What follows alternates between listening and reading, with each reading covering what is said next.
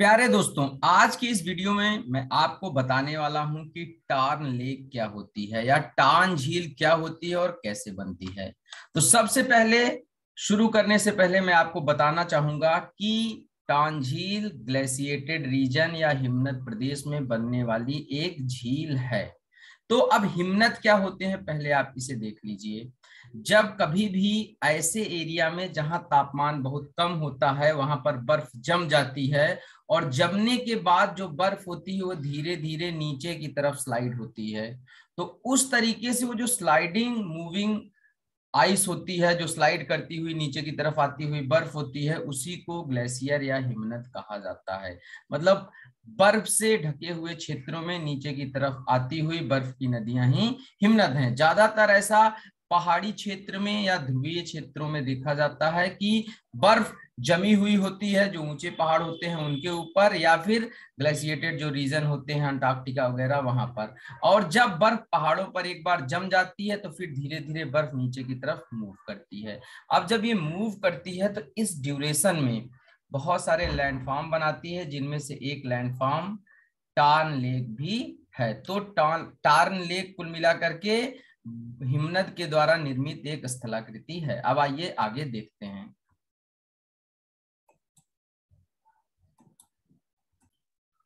प्यारे दोस्तों, पिछली वाली पिक्चर एक ग्लेशिएटेड रीजन या हिमनद वाले क्षेत्र को दिखा रही थी।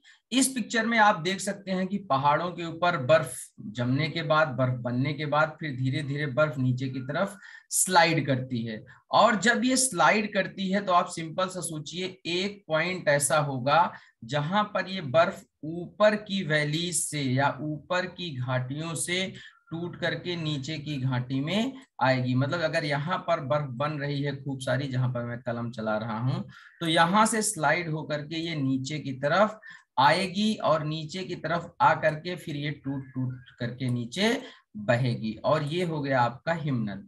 अब यहीं पर कहीं बीच में, इन्हीं पहाड़ियों के बीच में ही कहीं पर जब एक लेक बन जाती है जहां से बर्फ टूट करके नीचे गिर रहा है या खिसक के नीचे आ रहा है, तो वैसी लेक को टार्न लेक कहा जाता है।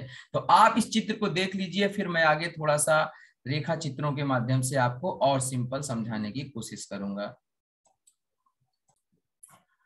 तो प्यारे दोस्तों, आप ये समझ सकते हैं कि टार्न एक्चुअली पहाड़ियों के बीच में, वो पहाड़ियां जो बर्फ से ढकी हुई होती हैं उनके बीच में बनी हुई एक लेक है।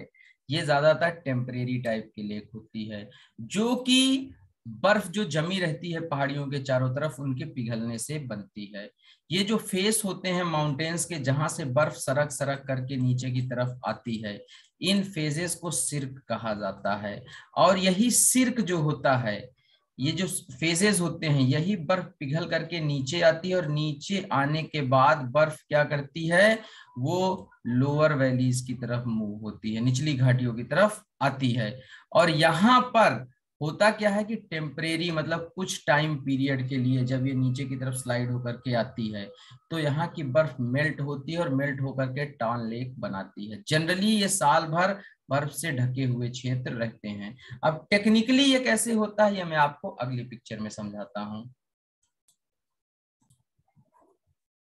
टेक्निकलिटी को आप यहाँ पर समझिए। जैसे ये कोई पहाड़ है, पहाड़ों के ऊपर ग्लेशिएशन हुआ है, तो पहाड़ों का ये जो सिरा होगा, ये जो जहां पर ये मैं कलम चला रहा हूं, ये जो एरिया है जहां से बर्फ स्लाइड होकर के नीचे की तरफ आ रही है, इसे सिर्क कहा जाएगा। और सिर्क से बर्फ आकर के कई सारी पहाड़ियों की बर्फ नीचे एक जगह इकट्ठा होती है। तो जैसे आप देख सकते हैं ये पहाड़ियां हैं, ये जो एरिया है, ये जो लैंडफॉर्म है, एक आराम कुर्सी टाइप के का या आर्म चेयर स्ट्रक्चर जो है, इस पूरे एरिया को कहा जाता है शिर्क। ये पूरा लैंडफॉर्म होगा शिर्क, और इन्हीं शिर्क के ऊपर से बर्फ खिसक खिसक करके नीचे की तरफ आती है। अब होता क्या है कि जब ये बर्फ यहाँ शिर्क के ऊपर जमी रहती है तो कई बार ये बर्फ नीचे की सरफेसेस पे बहुत प्रेशर डालती है, और हल्का सा यहाँ पर प्रेशर डाल के आगे बढ़ती है तो यहाँ पे जो भी चीजें रहती हैं नीचे की तरफ, इसको काट देती है। मतलब यहाँ की सरफेस की जो डेब्रीज होती हैं, इरोजन करती हुई डेब्रीज को लेकर के आगे बढ़ती है काट करके, यहाँ हल्का सा गड्ढा टाइप से हो जाता है। तो प्यारे दोस्तों, ये जो गड्ढा टाइप से हो जाता है, ये सर्दियों में जब ज्यादा बर्फ होती है तो प्रॉपर बनता है, जब धीरे धीरे सरक सरक करके जो ग्लेशियर्स होते हैं वो नीचे की तरफ जाते हैं। लेकिन जब गर्मियां होती है तो ये पूरा का पूरा सिर्क बहुत तेजी से नीचे की तरफ जाता है।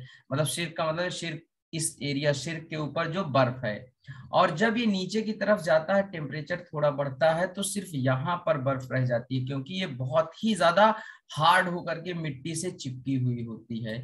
ऊपर वाली बर्फ स्लाइड होकर के नीचे आ जाती है। तो कुछ टाइम पीरियड के बाद ऐसा देखा जाता है कि जो यहाँ पर बर्फ जमी हुई है, ये बर्फ पिघलती है धीरे धीरे और यहाँ पर एक टेम्परेरी लेक का फॉर्मेशन कर लेती है, जिसको टॉन लेक कहा जाता है।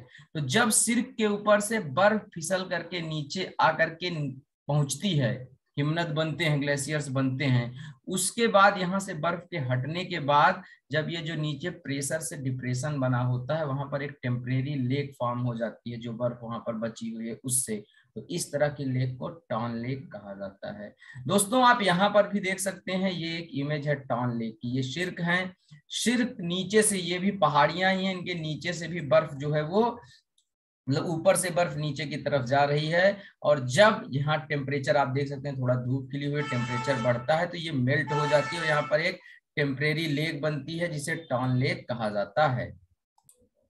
तो प्यारे दोस्तों अब आप समझ गए होंगे कि टॉन लेक पहाड़ियों के बर्फ के द्वारा घिसने के कारण से और नीचे एक डिप्रेशन, हल्का सा डिप्रेशन या गड्ढा बनने के कारण से बनती है, जब बची हुई बर्फ पिघलती है उसके बाद। और प्यारे दोस्तों ये लगभग हर ग्लेशिएटेड रीजन, जो हाई एल्टीट्यूड ग्लेशिएटेड रीजन है वहां पर मिलती है। जैसे हिमालय में मिलती हैं, रॉकीज में मिल जाएंगी, सारे माउंटेनियस रीजन में। इंडिया में चंद्रताल और सूरजताल लेक हैं हिमाचल प्रदेश की, ये दो जो झीलें हैं इनको इस कैटेगरी में रखा जाता है। मतलब ये दोनों टार्न झीलें या टॉर्न लेक हैं। तो आई होप आपको मेरा वीडियो पसंद आएगा, आपको सिंपल सी भाषा में ये समझ में आया होगा। अगर समझ में आया तो लाइक शेयर सब्सक्राइब कीजिए। मिलते हैं नेक्स्ट वीडियो में। Thank you so much guys.